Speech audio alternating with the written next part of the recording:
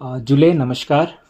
जैसा कि आप सभी जानते हैं, इलेक्शन कमीशन ऑफ इंडिया ने जब इलेक्शन शेड्यूल अनाउंस किया था तो उसमें लद्दाख पार्लियामेंट्री कॉन्स्टिट्यूंसी जो है 5th फेज में रखी गई थी। तो उसी सिलसिले में आज 26 अप्रैल को जो है हमने नोटिस ऑफ इलेक्शन इशू किया है। आज से ही जो भी इंटरेस्टेड कैंडिडेट्स होंगे, पॉलिटिकल पार्टीज होगी जिन्होंने किसी कैंडिडेट को नॉमिनेट किया होगा, वो आज से अपना नॉमिनेशन फॉर्म यहाँ पे जमा कर सकते हैं। हमारे 2 ऑफिसर्स रहेंगे, एक रिटर्निंग ऑफिसर लेह का जो डिप्टी कमिश्नर लेह है, और साथ ही में करगिल के लिए असिस्टेंट रिटर्निंग ऑफिसर है जो करगिल डेवलपमेंट अथॉरिटी के ऑफिस में बैठते हैं। तो उनके पास में जाके नॉमिनेशन फॉर्म सबमिट कर सकते हैं। आज से लेके 3 तारीख तक जो है हमारा नॉमिनेशन पीरियड रहेगा। 3 मई हमारा लास्ट डे ऑफ नॉमिनेशन है। तो इन बीच में अदर देन पब्लिक हॉलीडेज 11 बजे से 3 बजे तक कोई भी आके अपना नॉमिनेशन फॉर्म सबमिट कर सकता है। और अगर किसी को फॉर्म्स कलेक्ट करने हैं तो दोनों के ऑफिस से आप ऑफिस आवर्स के ड्यूरिंग अपना फॉर्म कलेक्ट कर सकते हैं। इसके बाद हमारा 4 तारीख को जो है स्क्रूटनी रहेगा। स्क्रूटनी के बाद में 6 तारीख का हमारा लास्ट डे ऑफ विड्रॉल है। अगर किसी ने वैलिडली नॉमिनेटेड अगर फॉर्म है किसी का, तो वो अपना फॉर्म अगर विड्रॉ करना चाहता है तो 6 तारीख को 3 बजे तक अपना फॉर्म जो है विड्रॉ कर सकता है, खुद आके या फिर अपने इलेक्शन एजेंट या प्रपोजर को भेज के साथ में अपना कंसेंट फॉर्म देने के बाद में। इसके बाद हमारा जो पोलिंग है लद्दाख पार्लियामेंट्री कॉन्स्टिट्यूंसी में, हमारे लेह डिस्ट्रिक्ट में 298 पोलिंग स्टेशन है। तो हमारी वोटिंग जो है 20 तारीख को होगी, 20 मई को सुबह 7 बजे से शाम को 6 बजे तक की। इसके अलावा जो है हमारे वोटर्स जो है एब्सेंटी वोटर्स, उनके लिए इलेक्शन कमीशन ऑफ इंडिया ने इस बार फैसिलिटी दी हुई है पोस्टल वोटिंग की।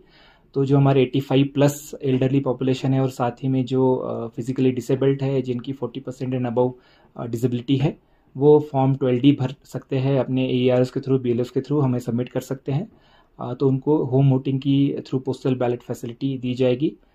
उसके लिए आपके माध्यम से, आप सभी के माध्यम से मैं रिक्वेस्ट करना चाहूँगा कि जो जो पोलिंग स्टेशन पे नहीं आ पाएंगे उस दिन, तो वो अपना पोस्टल बैलेट के थ्रू वोट दे सकते हैं।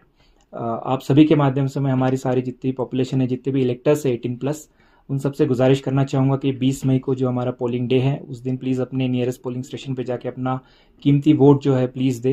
अपना जो संविधान ने राइट दिया उसको एक्सरसाइज करे और डेमोक्रेसी को स्ट्रेंथन करने में हम सबकी मदद करें। धन्यवाद। सर, जो कैंडिडेट नॉमिनेशन फाइलिंग करने समय कभी जुलूस की शुरू में आता है, तो उस समय आपके प्रेमिसेस में आने का कोई गाइडलाइंस वगैरह है?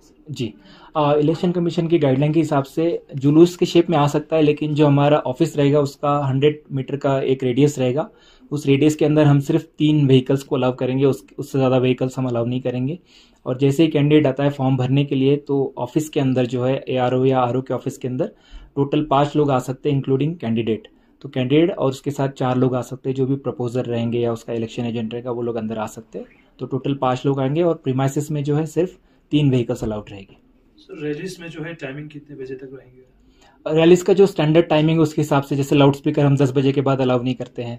उसके अलावा जब भी रैली या पब्लिक मीटिंग या कोई भी पब्लिक गैदरिंग की परमिशन है, अलग अलग लेवल पे दी जाएगी। डिस्ट्रिक्ट इलेक्शन ऑफिसर दे सकते हैं, RO दे सकते हैं, और स्टेट लेवल की जो परमिशन है हमारे CO साहब देंगे। तो उसके अलग अलग पैरामीटर्स फिक्स है।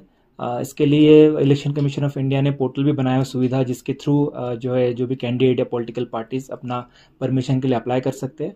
और साथ ही जो है नॉमिनेशन फॉर्म भी उसमें भर सकते हैं डेटा एंट्री के शेप में। बट उनको जो फॉर्म जो है यहाँ पे आके सबमिट करना पड़ेगा इन पर्सन, और साथ में ओथ को सब्सक्राइब करना पड़ेगा। सर, अभी तक MCC वायलेशन का कोई केसेस है लेह डिस्ट्रिक्ट में? जी, अब 3-4 केसेस आए हैं ऐसे MCC वायलेशन के, जब से हमारा इलेक्शन अनाउंस किया है। तो उसके लिए हमने सबको नोटिस इशू किए हुए हैं। MCC जो है मेनली तो जनरल पॉपुलेशन को लगता ही है, बट स्पेसिफिक कैटेगरी में जो हमारे कंटेस्टिंग कैंडिडेट पॉलिटिकल पार्टीज और साथ में जो हमारे गवर्नमेंट फंक्शनरी है, चाहे वो सेंट्रल गवर्नमेंट के हो, PSUs के हो या फिर स्टेट यूटी एडमिनिस्ट्रेशन के हो, तो उन सबको हमने हिदायत दी हुई कि कोई भी मॉडल कोड ऑफ कंडक्ट जो है उसको वायलेट नहीं करेगा। MCC specially free, fair and transparent elections के लिए, और साथ ही में किसी एक पॉलिटिकल पार्टी को या पॉलिटिकल पार्टी इन गवर्नमेंट को एक स्पेसिफिक बेनिफिट ना हो उसके लिए है। तो जो जो गाइडलाइंस है उस हिसाब से हमने काम कर लिया, चाहे वो बैनर पोस्टर हटाना हो, व्हीकल्स रिमूव करना हो, वो सारा हमने कर दिया है। इसके बाद भी अगर किसी को कोई शिकायत है MCC के थ्रू, तो वो सी विजिल के थ्रू कर सकता है कंप्लेंट। हमारा 24/7 जो है हमारा 1950 फ्री टोल फ्री नंबर है, उस पर शिकायत कर सकता है। और साथ ही में उसके अलावा भी हमें मेल या इन पर्सन आके कंप्लेंट दे सकता है। तो उसमें जो भी हम उचित कार्रवाई करेंगे, उसमें RPA के अंडर या फिर IPC के अंडर हम एक्शन लेते हैं। स्टार्टिंग में हम नोटिस देते हैं कि आप पे एक्शन क्यों ना लिया जाए। अगर हमें सेटिस्फैक्ट्री जवाब लगता है तो ठीक है, अदरवाइज हम फिर उचित कार्रवाई करते हैं उसमें।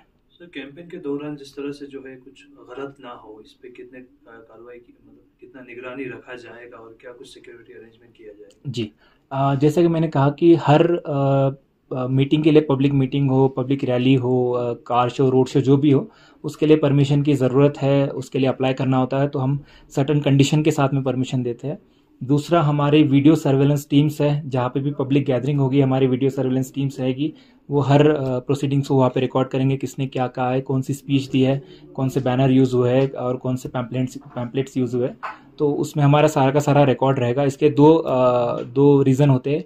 एक तो कि कोई वायलेट ना करे, जैसे model code of conduct guidelines, religion का यूज़ हो, बाकी सारी चीज़ें हो।